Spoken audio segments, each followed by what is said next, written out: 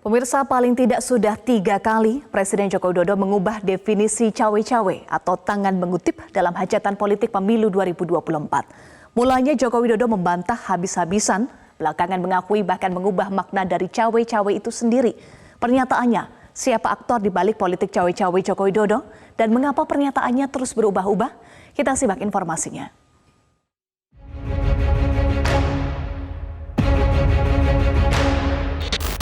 Bukan cawe-cawe, urusan capres, cawapres itu urusannya partai atau gabungan partai. Cawe-cawe itu saya sampaikan bahwa menjadi kewajiban moral. Hasrat Presiden Joko Widodo untuk ikut campur dalam pemilu semakin mengemuka. Mulanya Joko Widodo membantah habis-habisan bahwa ia cawe-cawe ketika disinggung usai bertemu dengan 6 ketua umum parpol di Istana Kepresidenan minus Partai Nasdem. Itu diskusi aja kok cawe-cawe. Diskusi, saya tadi kan sampaikan, saya ini juga pejabat politik. Tapi bukan cawe-cawe, urusan capres, cawapres itu urusannya partai atau gabungan partai. Bantahan cawe-cawe di tanggal 4 Mei itu berubah menjadi pengakuan tidak sampai 1 bulan setelahnya, yakni pada tanggal 29 Mei saat bertemu para pemimpin media dan konten creator. Katanya cawe-cawe versi Joko Widodo dilakukan demi bangsa dan negara untuk meneruskan visi misinya.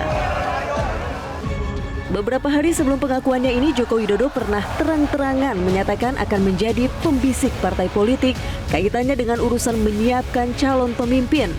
Ini disampaikan pada musra relawan Joko Widodo 14 Mei lalu di Senayan. Itu bagian saya untuk memberikan bisikan kuat kepada partai-partai yang sekarang ini juga koalisinya belum selesai. Dalam acara pengesahan Ganjar Pranowo sebagai capres PDIP, Joko Widodo menyebut butuh orang yang bisa meneruskan warisannya. Pemimpin yang baru harus terus melanjutkan visi bangsa dan program-program unggulan yang telah dicanangkan. Menjadi penerus bangsa untuk menjaga warisan pembangunannya menjadi alasan Joko Widodo untuk cawe-cawe. Definisi ini bergeser pada hari Selasa 6 Juni saat Rakernas PDIP, di mana Joko Widodo menekankan soal riak-riak dalam hajatan politik 5 tahunan itu. Cawe-cawe itu saya sampaikan bahwa menjadi kewajiban moral, menjadi tanggung jawab moral saya sebagai presiden dalam masa transisi kepemimpinan nasional di 2024, ya harus menjaga agar masa transisi kepemimpinan nasional lewat pemilu serentak, lewat pilpres itu bisa berjalan dengan baik tanpa ada riak-riak yang membahayakan negara dan bangsa. Masa kalau ada riak-riak yang membahayakan negara dan bangsa saya disuruh diem? Enggak lah.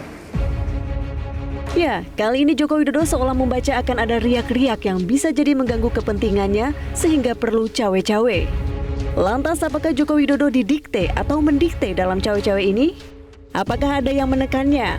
Ketua Umum PDI Perjuangan Megawati membantah menekan Joko Widodo dan memastikan dirinya sebagai ketua partai yang menaungi Joko Widodo taat aturan.